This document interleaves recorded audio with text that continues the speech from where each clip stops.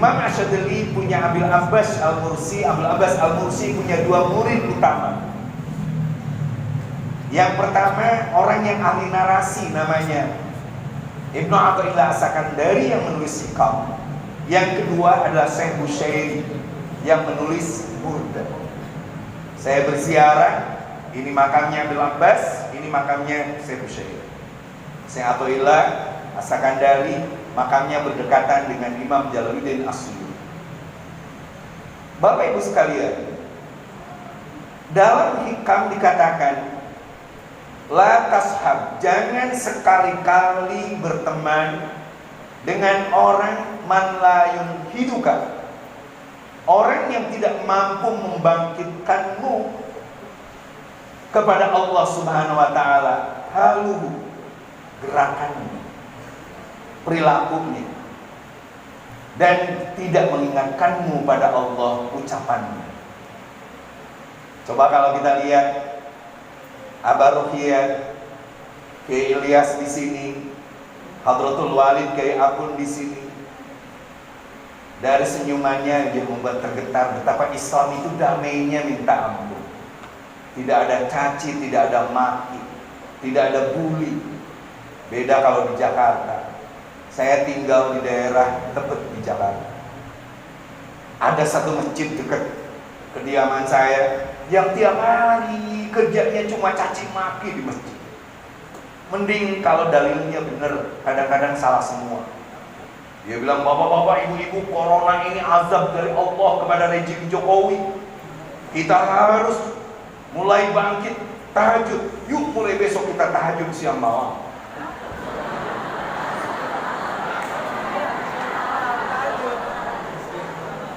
Nah kalau yang mondok kan udah jelas, itu salah. Tahajud itu pasti. Wa minal laili fatahajjad bihi nafilatan lak asa an yab'atsaka rabbuka maqaman mahmuda.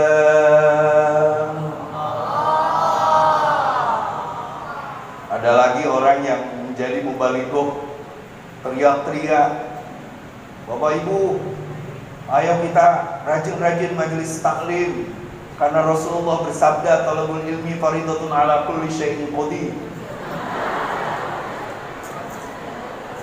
Bayangkan hadis yang seharusnya talabul ilmi faridatun ala kulli muslimin wa muslimatin, ngagaleong ka ala kulli syai'in.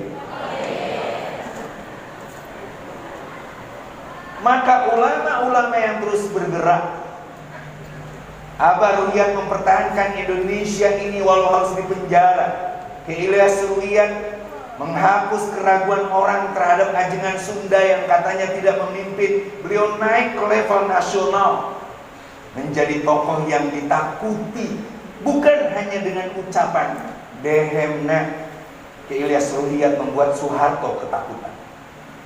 Soeharto memasang begitu banyak orang di Cipasung agar gagal muktamar, agar Gus Dur tidak jadi.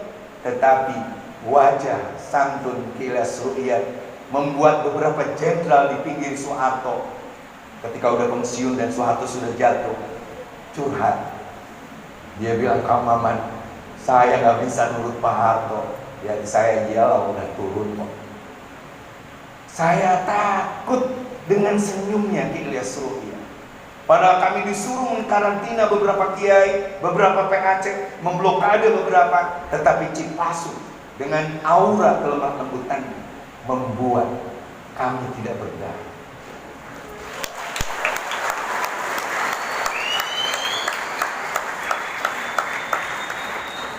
Makanya kenapa tadi Kiai Agun cerita Nabi Muhammad ketemu para nabi di langit tapi tidak ketemu Nabi Nuh. Karena Nabi Nuh berbeda metode dalam berdakwah.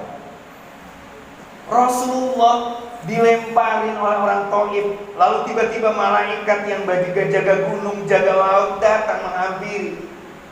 Ya Muhammad, kata Rasul, siapa Anda? Saya malaikat yang jaga gunung. Kalau saya tiup gunung langsung longsor loh. Saya malaikat yang jaga sungai laut. Kalau saya tahu pesalitik cai eta bakal jadi tsunami loh. Lalu Apa urusannya dengan saya? Engkau disakiti orang Taif, kalau engkau izinkan aku hancurkan gunung-gunung di Taif ini, atau aku tiup angin supaya hancur orang Taif yang telah menyakitimu. Kata Rasul, jangan. Semoga keluar dari sumsum belakang mereka orang-orang yang akan menyembah Allah dan mengikutiku. Alih-alih melaknat, Rasulullah malah mengatakan, Allahumma fir qaumi fa innahum la ya'lamun. Beda dengan Nabi Nuh.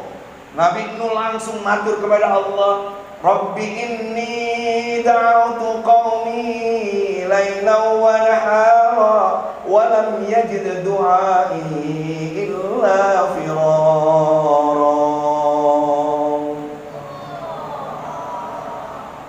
Ya Allah, aku dakwah siang malam mengajak umatku, tapi mereka malah lari. Maka langsung dia berdoa, la tardan ala ardi minal kafirina dayyara. Jangan biarkan mereka yang menentangku untuk ada di muka bumi ini. Makanya habis tuh umat Nabi Nuh. Umat Nabi Muhammad, Rasul meninggal makin banyak umatnya. Kenapa? Karena ajaran gerakan Rasulullah adalah gerakan kasih sayang. Zaman sahabat, ada seorang sahabat tukang mabuk namanya Nu'aim. Bukan hanya mabuk, dia iseng orangnya. Ada orang buta masuk masjid, tiba-tiba orang buta itu, saya ingin kencing. Kata Nu'aim, sini Pak, saya tuntun. Bukan dituntun ke WC, dia tuntun justru ke tempat sholatnya Utsman bin Affan. Rame, aduh kurang ajar kamu. Akhirnya orang buta itu malu. Dia bilang, siapa yang membuat aku kencing di tempatnya Utsman? Udah 3 hari peristiwa itu lupa. Tiba-tiba orang buta itu dituntun lagi sama Nu'aim. Pak, ingin tahu nggak siapa yang nuntun bapak kemarin? Iya siapa? Ini Pak orangnya. Ditunjukkan kepada Utsman yang lagi sholat. Akhirnya orang buta itu langsung mukul-mukul. Orang itu langsung dilaknat, kata sahabat-sahabat yang lain, Nu'aim, engkau dilaknat. Tapi Rasulullah malah tersenyum. La tal'anu, jangan engkau laknat Nu'aim, fa innahu yuhibbullaha wa rasulah. Karena Nu'aim, dan dia tukang mabuk, tukang bully, tapi dia sebenarnya dicintai Allah dan Rasulnya. Buktinya kumpul baik dia. Makanya jangan heran kalau kiai-kiai dekat dengan preman. Aneh kan kiai-kiai NU itu, kalau ceramah tegas, tukang zina, raka, tukang mabuk, raka. Tapi preman Singapura mawon disolatkan. Tetangganya heran, Pak Kiai, nah disolatkan, apa nanti preman? Kata Kiai, lamun ajengan menyolakan, bisa-bisa engke jegerna preman menyolakan malik kawetan. Lamun lulusan Cipasu menyolakan ieu preman, boa-boa mulai saramajid henteu make boe, make gedog naon, make daun cau. Jadi ditanya ku malaikat, man robuka, cek preman kuring mah lain mayit lontong.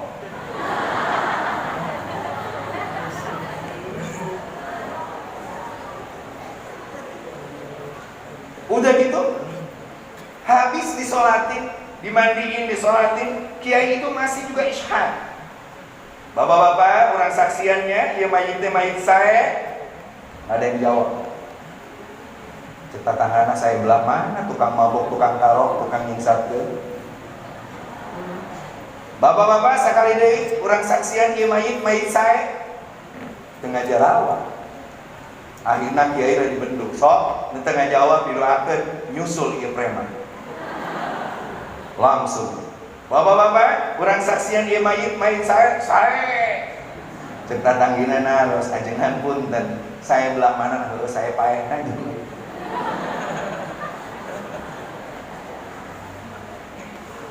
Itulah kiai-kiai kita. Makanya poin pertama yang saya katakan adalah jangan berhenti terus menyebarkan Islam. Karena Islam adalah gerakan perdamaian, gerakan salam, bukan gerakan kekerasan apalagi kebencian. ISIS misalnya. Kenapa di beberapa tayangan TV saya menolak 673 ex-kombatan dan keluarga ISIS didatangkan ke Indonesia walaupun atas nama human rights. Saya ditanya teman-teman saya di Kontras, karena saya dulu bekas dari Kontras. Saya ini anggota parlemen untuk human rights tingkat Asia. Saya menolak dikembalikan. Kenapa? Karena bagaimanapun orang yang pernah keluar dari tanah airnya membakar dokumen identitasnya bernama paspor Indonesia, lalu dia berjuang untuk ISIS, dia telah melanggar berbagai komitmen. Pertama, dia melanggar komitmen keagamaan. Bayangkan, dia menganggap kita semua orang kafir yang wajib diperangi. Padahal Quran turun bukan untuk orang Islam. Quran turun untuk orang kafir, untuk dialog bersama Yahudi dan Nasrani. Kenapa kok tiba-tiba hari ini banyak orang yang menggunakan Al-Quran justru untuk menyerang dan menjelek-jelekan orang Islam itu sendiri? Mending kalau mereka pengetahuan Islamnya kuat. Kelompok ISIS rata-rata adalah kelompok orang yang pengetahuan agamanya lemah.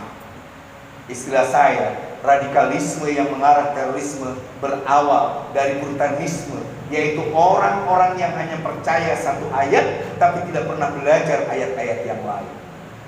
Sok ayat di Jakarta makan jelma teh masan renti mana tiba-tiba pakai udang-udang 2 tingkat, janggut 2 meter, pakai jubah bergaya baga.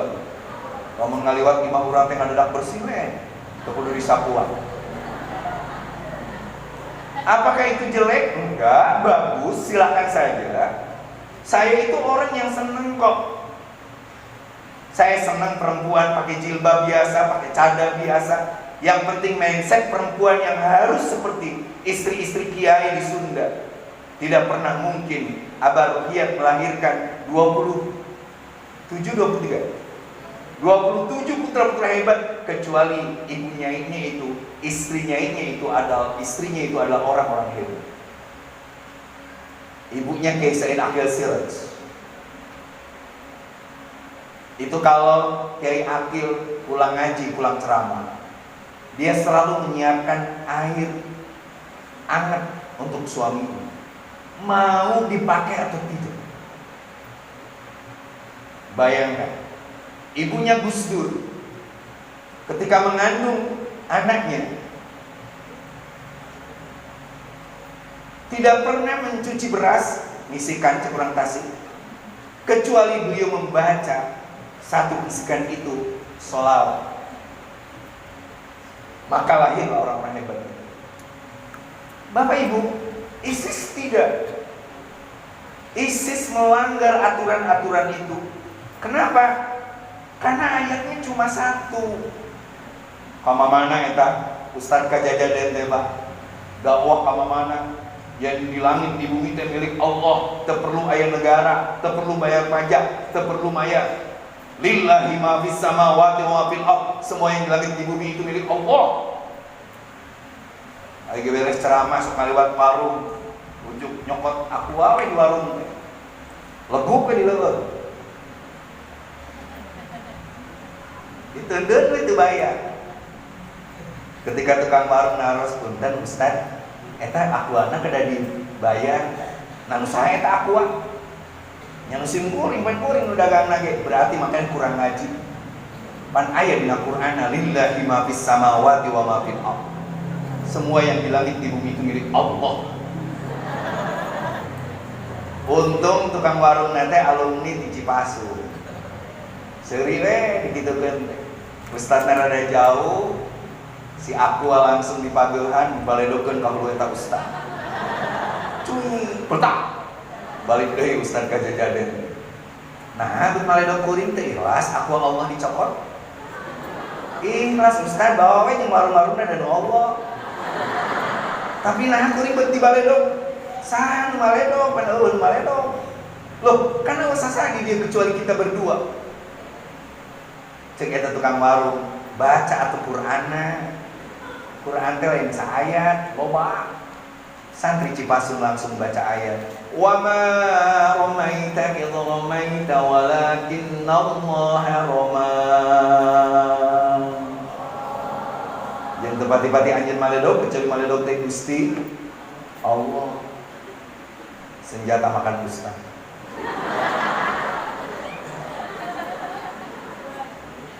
Makanya yang bisa memerangi ISIS hanya pesantren. Bapak, sayangnya gerakan upaya radikalisasi oleh pemerintah dikuasai bukan oleh pesantren, tapi dikuasai kelompok-kelompok militer dan ultranasionalis yang tujuannya menguasai dananya. Menangkap yang namanya Dr. Azhari di Malang, gembong teroris Malaysia, itu $1 juta plus tayangan dramanya di TV. Daripada $1 juta budak-budak teroris lebih baik untuk menanamkan jiwa nasionalisme di dada anak-anak pesantren. $1 juta untuk Cipasung bisa menjadikan anak-anak Cipasung bisa berangkat ke luar negeri mendapat beasiswa dan kembali menyebarkan la ilaha illallah Muhammadur Rasulullah.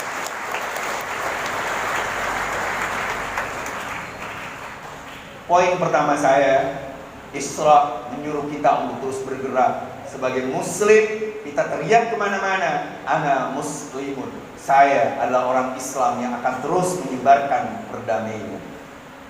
Allahumma anta salam wa minkas salam wa ilaika ya'udu salam fahayyina rabbana bis salam wa adhilna. Sekali lagi, Allahumma anta salam wa minkas salam wa ilaika ya'udu salam fahayyina rabbana bis salam wa adhilna. Yang kedua, ana sunniyun. Kita ahlu sunnah wal jamaah. Saya pernah diundang berbicara di Ohio University di Columbus. Waktu itu ada sesi kita ramah tamah malamnya. Saya baca bait Alfiyah. Alfiyah saya di Bantar Gedang di Mama Rupiah. Saya baca bab kanan. Tarfa'u kanal mubtadasman wal khobat tansibu kana sayyidan. Ada teman saya dari dia lulusan Iran. Dia bilang, "Oh, Umar, siapa Umar?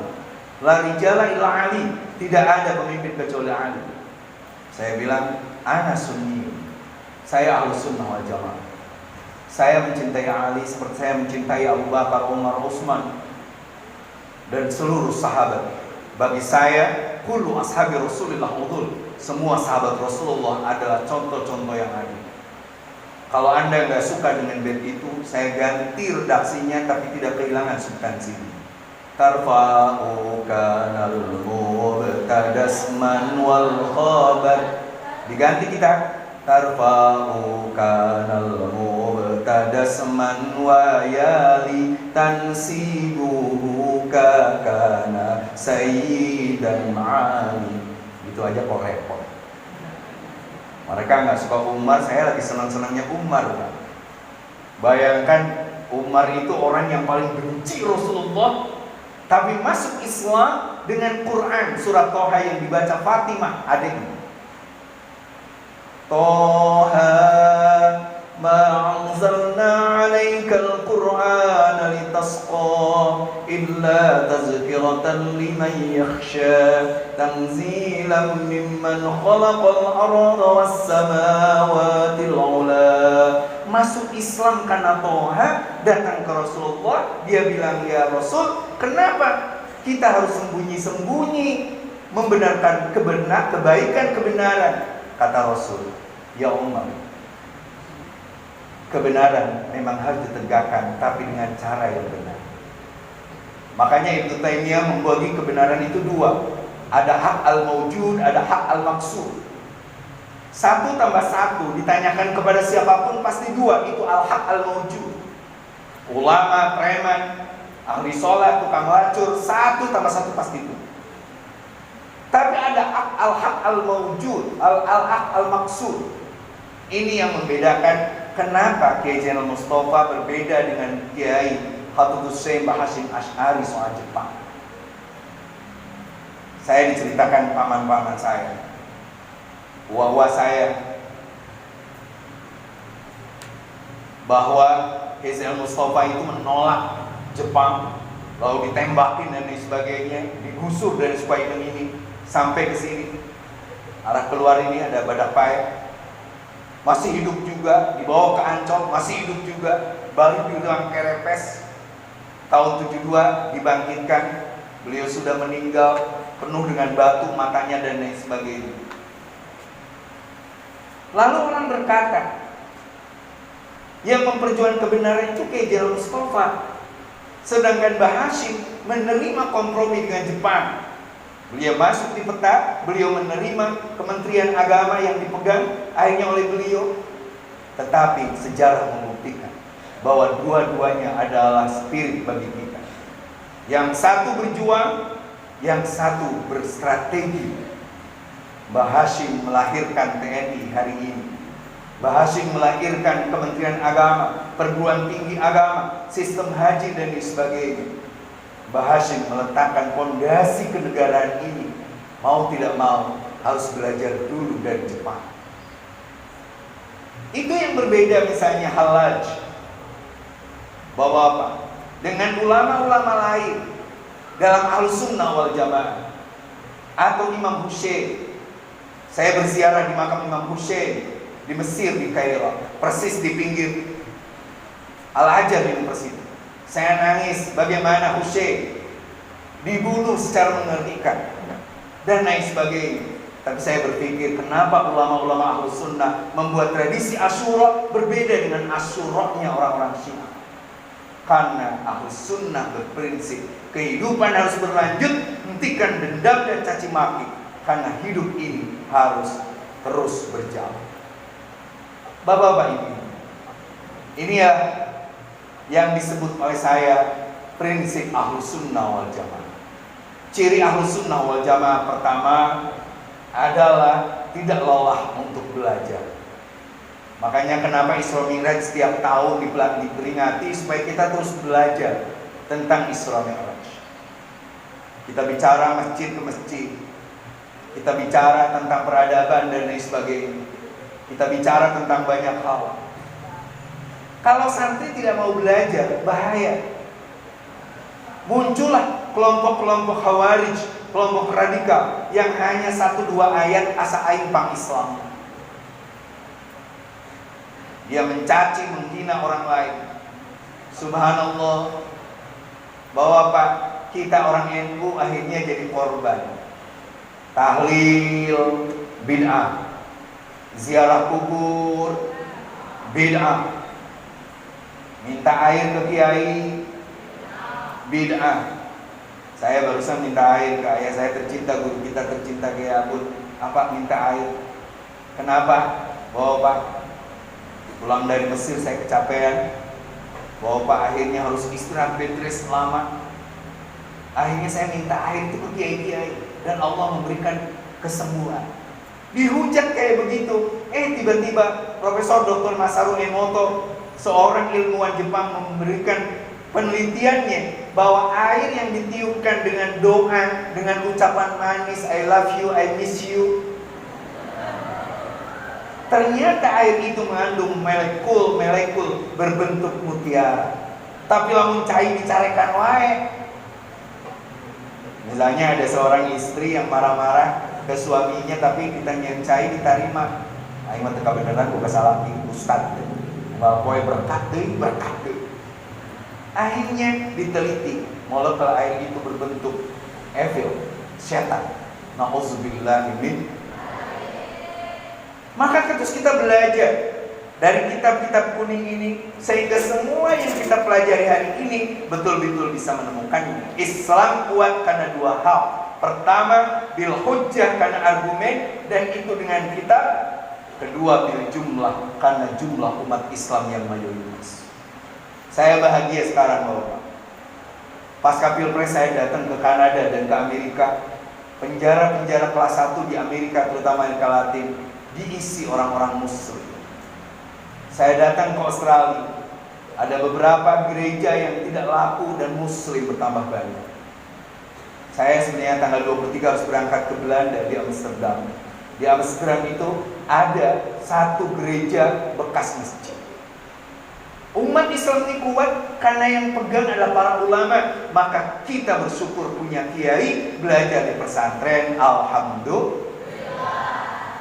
Al-Baqarah 143.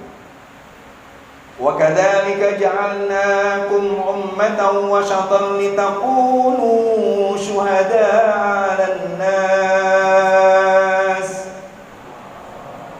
wa yakuna ar-rasulu 'alaikum syahida.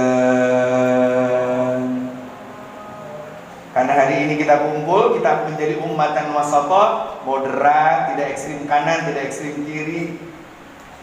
Ilmiah, karena semua yang kita lakukan ada dasar keilmuannya, dan itu dari ulama. Kita akan menjadi syuhada 'alan nas, bahkan syuhada pada peradaban Islam tampil hari ini Bapak. Ketika dulu kita dikritik soal penghamburan air gara-gara wudhu, gara-gara corona, hari ini orang disuruh cuci tangan lebih dari 5 kali. Dulu kita dikritik karena perempuan katanya dibungkus begitu ketat. Hari ini tiba-tiba karena corona, Bapak, orang mulai membungkus diri. Saking dibungkusnya ada yang pakai kantong kresek dan lain sebagainya. Yang jadi korban gak tanggung-tanggung.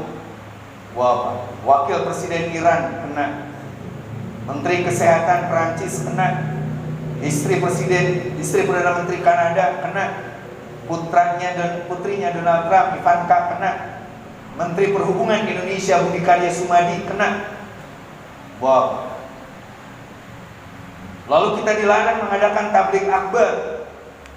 Sholat Jumat sudah dilarang di beberapa negara yang menganut Syiah. Ahlus Sunnah wal Jamaah tenang-tenang saja Bapak. Kita punya sholawat tibil qulub. Mudah-mudahan pesantren tetap menjaga kesehatannya. Amin.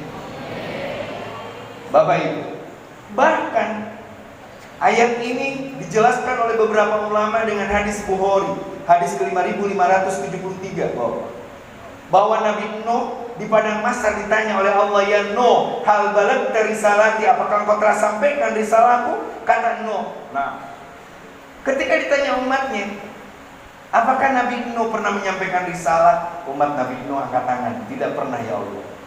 Nabi Nuh ditanya, siapa saksimu bahwa engkau menyampaikan risalahku?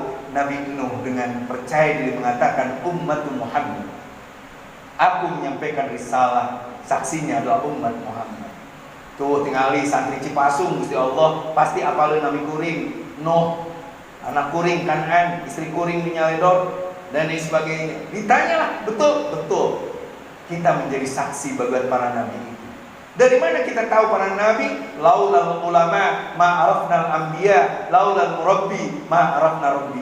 Berkat kiai kita tahu Allah, berkat ulama kita mengenal para anbiya. Tepuk tangan untuk para ulama dan kiai.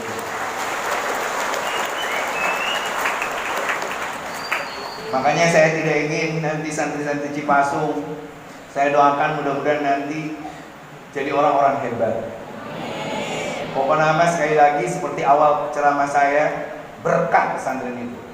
Tukang sare di pondoknya insya Allah jadi pengusaha bantal jeung kasur. Nu gawena tukang nganjuk di warung insya Allah jadi akuntan. Anu tukang ngomongkeun batur insya Allah jadi presenter.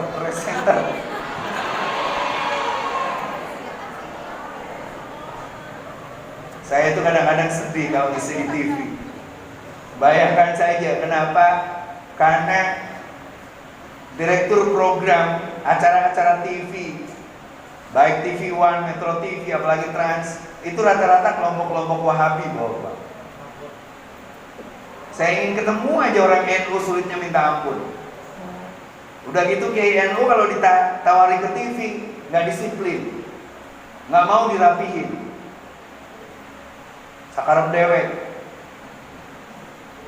Padahal kalau kita tahu zamannya dulu UJ, sengaja OPH UJ dipakai, besoknya di Tanah Abang muncul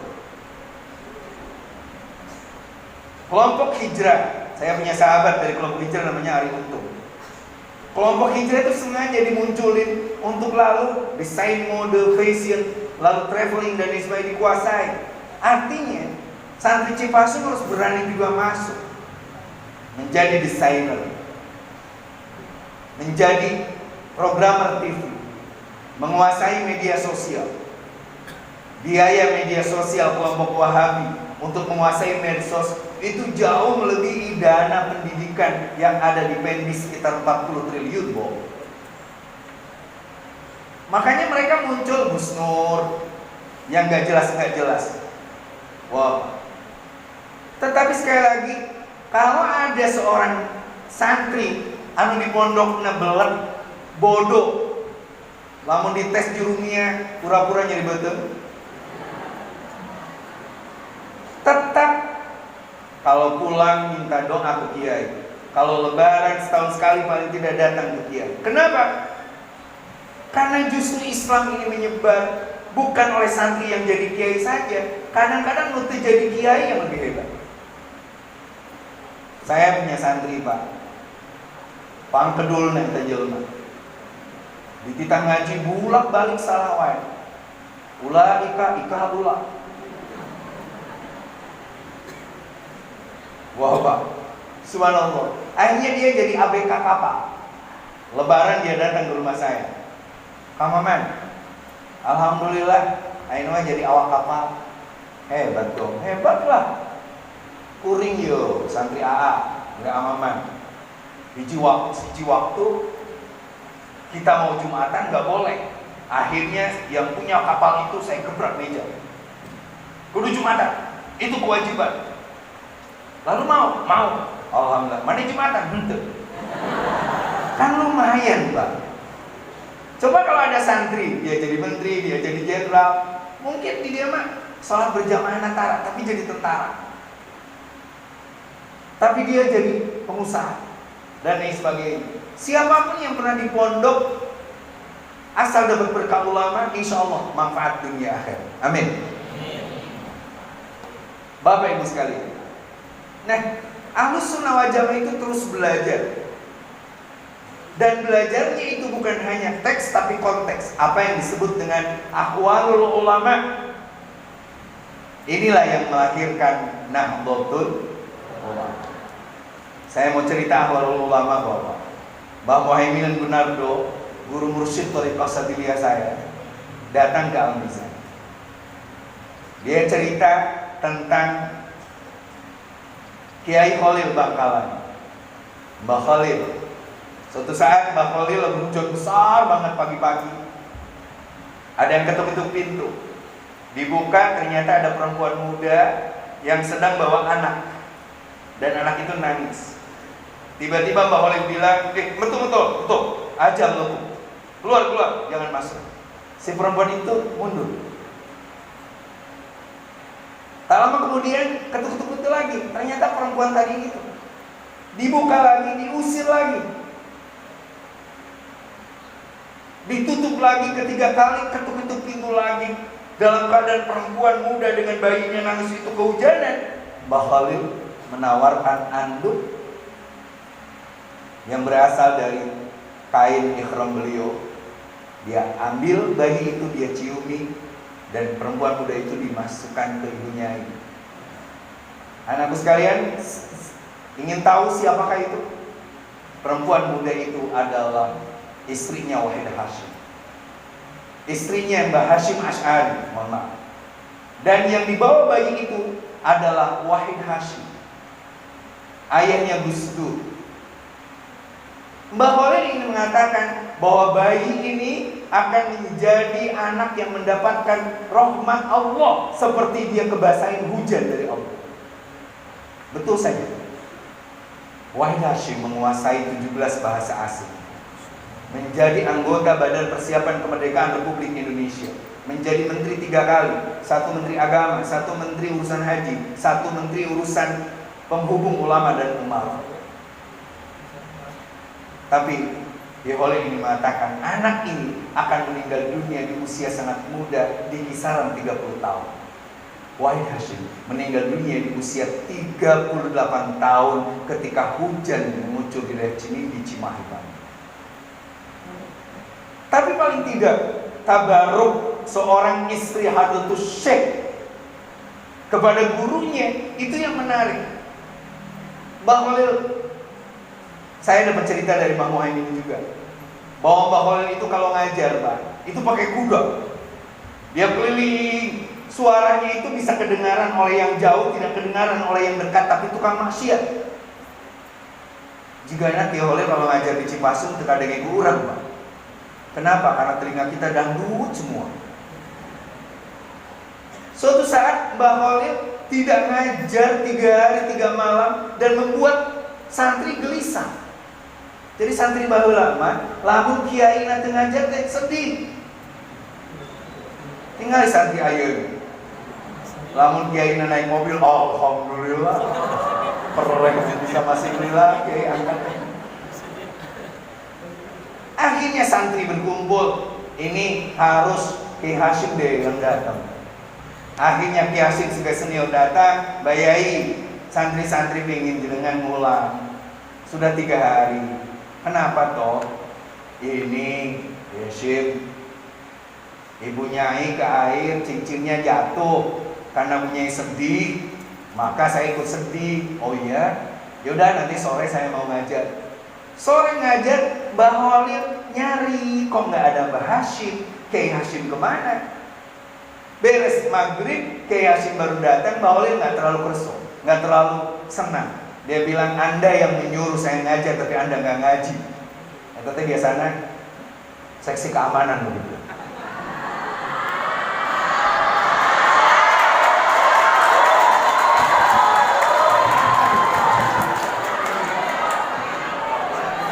Minta kabatur sholat berjamaah mana itu.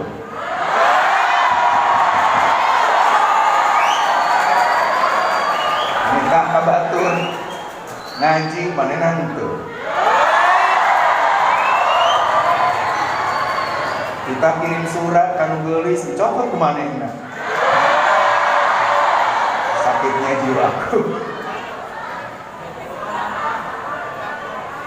Bapak Ibu sekalian, Mbah Hashim bilang, nyuwun sewu guru, Kiai, saya tadi ba'da asyar nyari cincin. Hah? Masuk ke tempat pembuangan kotoran santri. Bayangkan santri kan gede-gede tak buang ini, kotoran Anda. Diambil, dicari, kata Mbak Khalil, Anda bisa mati untuk masuk ke sana. Tidak, Kiai. Saya ingin berkah Kiai. Kiai sedih karena cincin Bu Nyai hilang. Saya ingin Kiai tidak bersedih. Walaupun saya meninggal, saya ikhlas karena ingin ridho Kiai. Kata Mbak Khalil, Kiai Hashim pulang, gak usah ngaji lagi. Pulanglah Kiai Hashim ke Cukir, bikin pesantren, ngajar hadis. Beliau murid langsung dari Syekh Mahfud At-Tirmizi. Syekh Mahfud At-Tirmizi muridnya pengarang I'anat Thalibin. Dan yang menjadi santri pasarannya adalah Mbah Khalil Bangkalan. Biasanya Mbah Hashim baca doa, lalu beliau pulang. Semenjak di belakang itu ada gurunya, Mbah Hashim tidak pernah baca doa sendirian, tapi dibiarkan santrinya, dan beliau buru-buru ke sana untuk membetulkan sandal sang kiai yang menjadi santri pasaran. Kita kadang-kadang enggak. Itu teh guru orang dokter Cipasung. Itu teh baheula pernah jadi kiai urang. Tidak ada pernah, tidak ada bekas, tidak ada mantan. Satu kali guru tetap guru, sekali ustadz tetap ustadz. Bapak Ibu sekalian, itulah karakter Ahlus Sunnah wal Jamaah. Akwal para ulama yang membuat kita punya pegangan.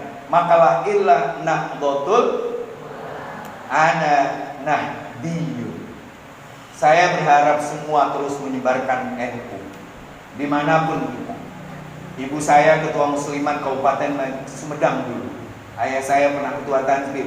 Saya pernah jadi ketua lembaga dakwah pengurus besar Nahdlatul Ulama. Istri saya Pak Taya, keponakan saya, adik saya Dr. Pepep ini jadi Khatib Syuriah. Kenapa? Karena saya ingin dapat berkah dari Kiai Ilyas Ruqyah, Kiai Abun di sini. Berkah itu muncul kalau kita berkhidmat kepada Nahdlatul Ulama. Yang terakhir, harakah kita adalah NKRI. Karena NU mewariskan PBNU. Bisa diulangi? P. Pancasila. B. Bhinneka Tunggal Ika. N. NKRI. U. Undang-Undang Dasar 45.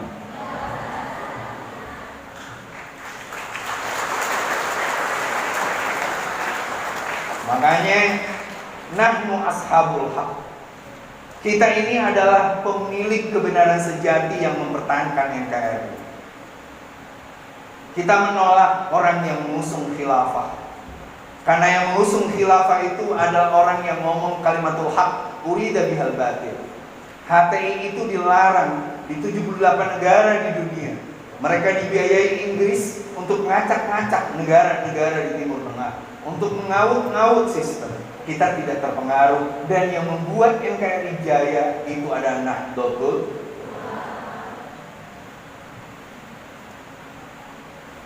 Makanya dulu saya masih ingat ceritanya Ki Ahmad Siddiq. Ki Ahmad Siddiq itu kurang berkenan kepada Gusmi karena dakwahnya berbeda. Gusmi senang ke tempat-tempat yang dianggap kotor, ini dianggap mengurangi muru'ah. Padahal Gusmi punya prinsip seperti yang dikatakan Syekh Izzuddin bin Abdis Salam dalam kitab Sajaratul Ma'arif, la yutrakul haqqu bil ba'i ajril batil. Jangan tinggalkan kebenaran hanya karena di sana ada kebatilan. Dia datang di tempat-tempat kebatilan untuk terus menyerukan kebenaran. Suatu saat Pak Harto mewajibkan seluruh ormas dan parpol politik untuk memasukkan Pancasila sebagai asas tunggal. Ki Ahmad Siddiq langsung menyatakan NU menerima. Kiai-kiai tanya, mana dalilnya? Akhirnya dikumpulkan di Jember. Pas dikumpulkan di Jember, sampai siang belum ketemu. Dalam keadaan gelisah, tiba-tiba muncul Gusmi dengan gayanya. Dia bilang, Assalamualaikum Kiai. Kata Ki Ahmad Siddiq, Gus, saya lagi sibuk. Bolehkah Gus nanti datang lagi ke sini? Enggak, saya cuma mau bilang ayat yang Kiai dalil yang Kiai cari ada di lemari tengah. Di sana ada laci keempat. Di sana ditumpukan kitab paling atas. Buka halaman anu, di sana ada, baca aja. Ki Ahmad Siddiq cuma tersenyum, "Iya Gus." Makanya putra-putra Kiai itu aneh-aneh Bapak. Kita harus terus mencintai putra-putra Kiai karena ayahnya, orang-orang tuanya bekerja keras untuk umat. Akhirnya udah sore gak ketemu juga. Penasaran, dia ingat Gusmi. Dibuka, bener, di laci itu ada tafsir. Dia baca, ada kalimatus sawa, utul ma'u yaila kalimatin baina wa bainakum. Itu kalimatus sawa, dan itu Pancasila. Pancasila tidak bisa disamakan dengan agama. Agama dan Allah, Pancasila adalah kesepakatan the founding father untuk menyatukan kita sebagai bangsa, sebagai negara yang berbeda, untuk lita'arufu, saling mengenal, saling mengarifi, saling memahami. Sejak itu NU menjadi penjaga utama negara Kesatuan Republik Indonesia. Coba bayangkan kalau tidak NU mempertahankan Pancasila. Kurdi itu Bapak, 82 juta jumlahnya. Tapi dia tercecer di Turki, dikejar-kejar di Suriah, dimusuhi di Iran, jadi oposisi di Irak. Padahal Kurdi melahirkan Salahuddin Al-Ayyubi. Makanya man laisa lahu ardun laisa lahu tarikh wa man laisa lahu tarikh laisa lahu tazkirah. Barang siapa yang tidak punya tanah air, tidak mencintainya, dia tidak akan dihapus dari sejarah. Yang tidak punya sejarah, dengan gampang kita akan diusir dari negeri yang kita cintai. Ini penting saya katakan tentang kecintaan pada Indonesia. Karena Gusti Rasul walaupun diam di Madinah, kalau ingat Mekah beliau pasti menangis. Ingat kelahirannya. Saya ingat Gus Dur. Gus Dur itu kalau ngomong Indonesia itu betul-betul sangat-sangat mencintainya. Saya 8 tahun dampingi Gus Dur. Saya tanya ke Gus Dur, Pak, Bapak itu waktu diturunkan dari kursi presiden, ikhlas gak sih Pak? Ikhlas lah, Kang Maman. Serius. Saya itu jadi presiden aja gak niat. Kata orang Tasik mah niat-niat acan. Lalu siapa yang jadikan Bapak presiden? Ya saya kan modalnya cuma dengkul, itu pun dengkul Amin Rais.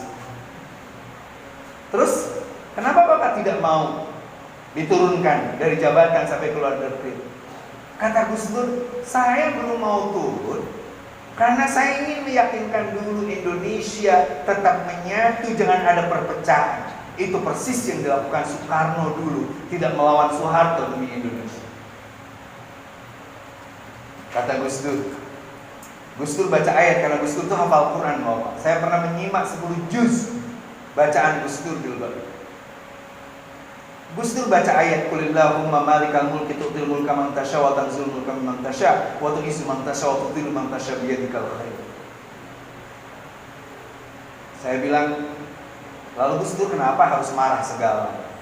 Ya saya marah karena didorong-dorong, suruh mundur. Saya buru-buru mundur, maju aja dituntun Ramadan. Dan itulah orang yang cintanya kepada Indonesia. Saya ingat kata-kata Gus Dur, cintai Indonesia dengan penuh kesabaran.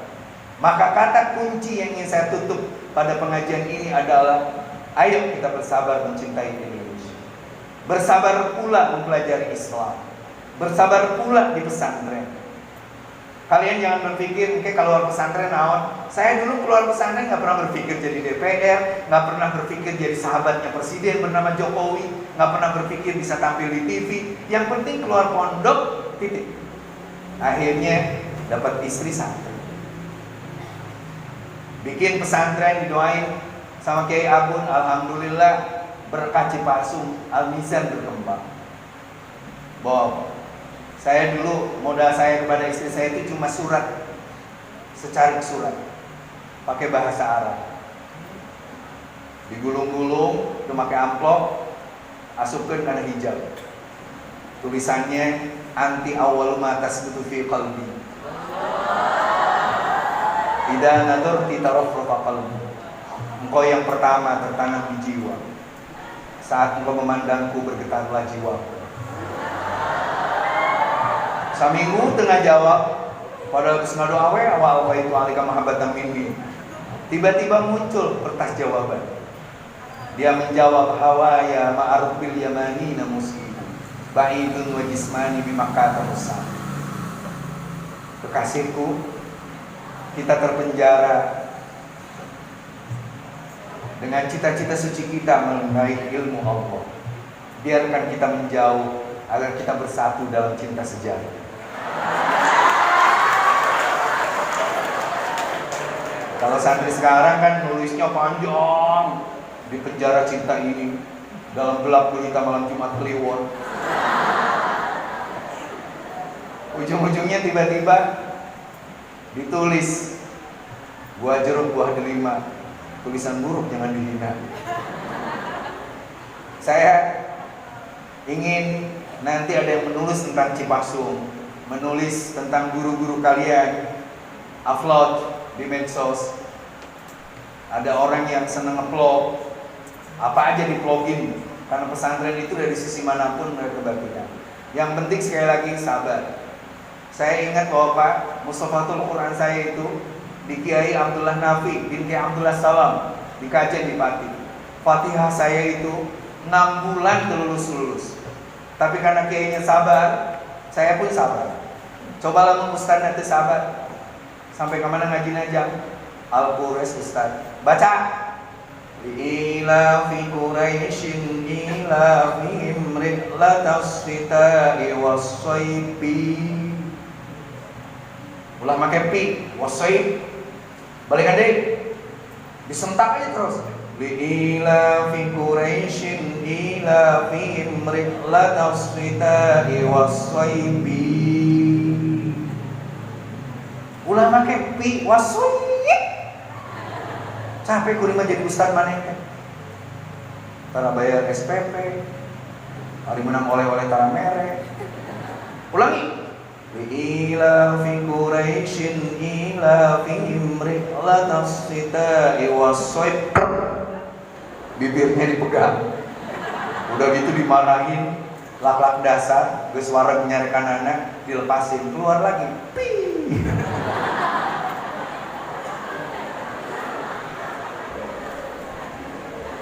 Anakku sekalian, itu yang bisa saya sampaikan. Kita tutup dengan sholawat kepada Nabi Muhammad SAW. Mudah-mudahan dengan sholawat itu Allah menyembuhkan virus corona ini dan menjauhkan dari keluarga kita semuanya. Sholawat Nabi Muhammad. Jadi nanti saya kalau ngacungin tangan, ikut ngacungin tangan ya. Boleh 1, boleh 2, boleh 5, bebas loh. Sekarang mah saya coba dulu. Ponan untuk ngacungin tangan. Rada hese menang jodoh lah pokoknya. Fi hubbi sayyidina. Acungkan tangan sambil bilang Muhammad. Lupa. Ulang ya. Fi hubbi sayyidina Muhammad surul li bagharil huda. Kalau saya nggak ngacung, jangan tunggu ngacung. Bakat kusian itu bukan jodoh. Dua-dua. Fi hubbi sayyidina Muhammad nurul li badril huda mutammam qalbi innu ila Muhammad mazala min wazdihi mutayyam. Allahumma salli ala Muhammad ya Rabbi salli alaihi wa sallim. Allahumma salli ala Muhammad ya Rabbi salli alaihi wa sallim. Mali habibun siwa Muhammad khairur rusulin nabil Muhammad. Mukarram tarik salah bisa. Mali habibun siwa Muhammad khairur rusulin nabil mukarram sawqul muhibbi ila Muhammad mazala min wuzdihi mutayyam. Allahumma salli ya Rabbi salli alaihi wa sallim. Allahumma salli ala Muhammad ya Rabbi salli alaihi wa sallim. Fil hasyari syafi'una Muhammad. Ya Allah, di mahsyarmu kami akan berkumpul. Di atas kami 7 matahari membakar diri ini. Air mata dan keringat menenggelamkan kami dalam kebingungan dan kesusahan. Inilah kami hamba-Mu yang berkali-kali menyakiti ibu kami ya Allah. Ibu yang mengandung, melahirkan dan memberikan air susu kehidupan bagi kami. Inilah kami hamba-Mu yang berkali-kali mengkhianati amanat ayah kami. Saat kami thalabul ilmi di Cipasung yang kami cintai, ayah kami membiarkan punggungnya terbakar matahari, memikul beban berat agar bisa memberi bekal kepada kami. Ya Rabb, mahsyar-Mu menjadi peringatan bagi kami. Saat kami banyak berbuat kezaliman kepada kedua orang tua kami, solehkan kami ya Allah. Berikan kepada kami ilmu yang bermanfaat, agar kami membahagiakan kedua orang tua kami, agar kedua orang tua kami menggantikan air mata yang dikucurkannya tiap malam menjadi senyuman kebanggaan dan kebahagiaan.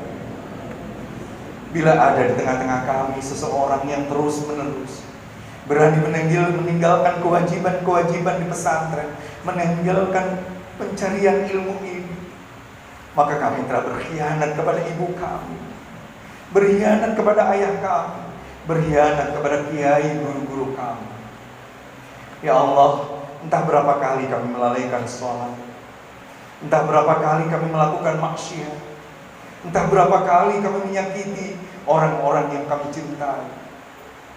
Mahsyar-Mu menjadi balasan bagi kami. Kami membutuhkan naungan yang menyejukkan, naungan yang menyatukan, naungan yang membuat kami bisa bersatu dengan guru-guru ulama dan para aulia kami. Allahumma adillana tahta dhilli arsyik yawma la dhilla illa dhilluk wa la baqiya illa wajhuk wa ashqina min hawdi nabiyyika Muhammad syurbatan hani'atan la nadamau fiha abada. Ya Allah, jangan ada satupun di antara kami yang pulang ke masyarakat tidak bisa mengamalkan ilmu, yang pulang ke masyarakat yang hanya membuat prihatin kedua orang tua, yang pulang ke masyarakat tiba-tiba gagap tidak bisa mengamalkan ilmu.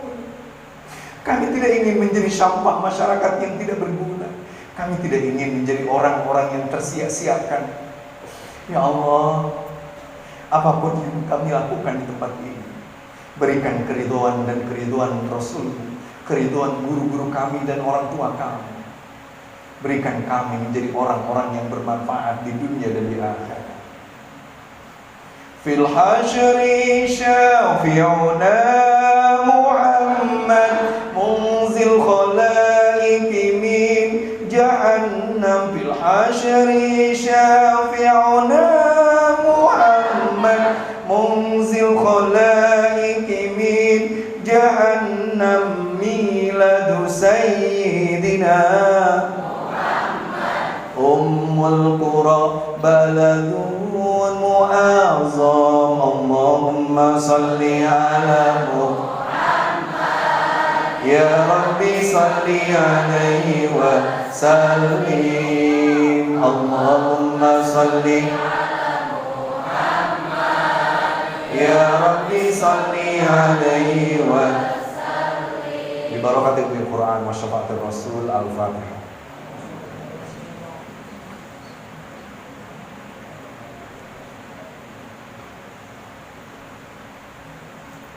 Mohon doa dari Hadratul Walid Syekhina wa Dulhina Kiai Abud dan seluruh masyayikh Cipasung. Mudah-mudahan saya dan seluruh generasi muda terus istiqamah memperjuangkan Islam Ahlus Sunnah wal Jamaah ala thariqati Nahdlatul Ulama. Terima kasih dan mohon maaf. Wallahul muwaffiq. Assalamualaikum warahmatullahi wabarakatuh.